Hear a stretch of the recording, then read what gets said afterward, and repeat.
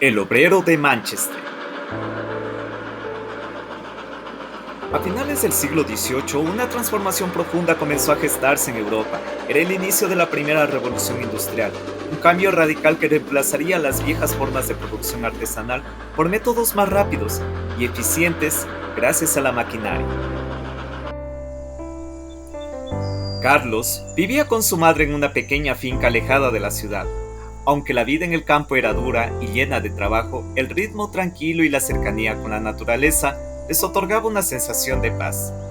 Todos los días se levantaban al amanecer para cultivar la tierra, cuidar los animales y hacer las tareas domésticas.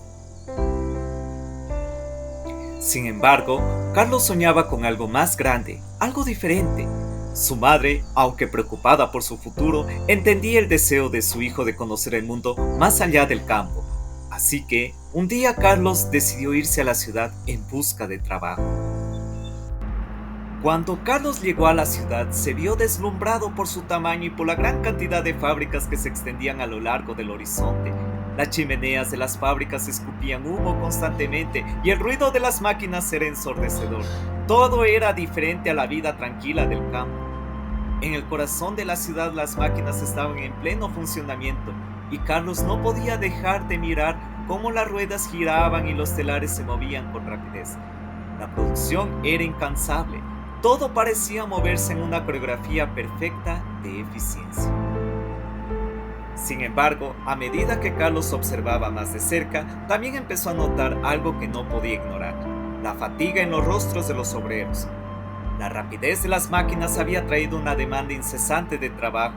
Las condiciones dentro de las fábricas eran duras. Los obreros trabajaban largas horas en espacios oscuros y sucios, sin casi ningún descanso, y los salarios no parecían corresponder con el esfuerzo físico que realizaban. Carlos se sintió abrumado por la contradicción entre el progreso de la tecnología y el sufrimiento humano que observaba a su alrededor.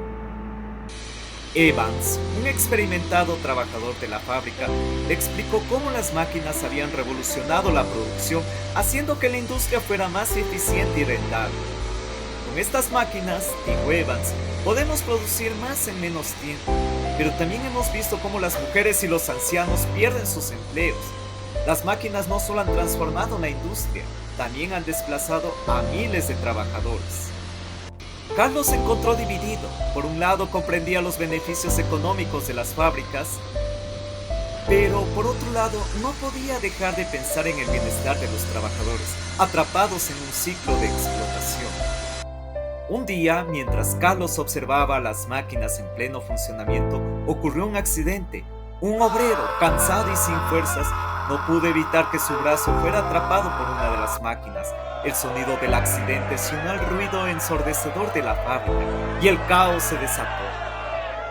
Los demás trabajadores corrieron a socorrer al herido, pero era demasiado tarde. Este trágico evento dejó a Carlos horrorizado y aún más consciente de las duras condiciones de trabajo en la fábrica. Impulsado por la injusticia que había presenciado, Carlos decidió unirse a un grupo de obreros para luchar por mejores condiciones laborales. Comenzó a participar en reuniones secretas, donde discutían cómo organizarse para exigir mejores salarios, condiciones más humanas y menos horas de trabajo. Aunque la lucha era difícil y peligrosa, Carlos ya no podía volver a la indiferencia que había tenido en el pasado. Ese mismo día, Carlos tuvo una conversación con algunos de los trabajadores, quienes le hablaron sobre la falta de medidas de seguridad, la escasa atención médica y los bajos salarios. A pesar de la dura realidad, la mayoría de ellos sentía que no tenía otra opción que seguir trabajando, pues la vida fuera de la fábrica parecía aún más incierta. Sin embargo, ese accidente marcó un punto de inflexión en la mente de Carlos. Empezó a darse cuenta de que, aunque las máquinas traían progreso, también causaban un sufrimiento humano que no podía ignorar. En sus noches de descanso, pensaba en su madre y en la vida sencilla que había dejado atrás en el campo. Pero ya no veía el mundo solo en términos de ganancia y progreso. Ahora entendía que la verdadera revolución no era solo la de las máquinas, sino la de los hombres que luchaban por su dignidad.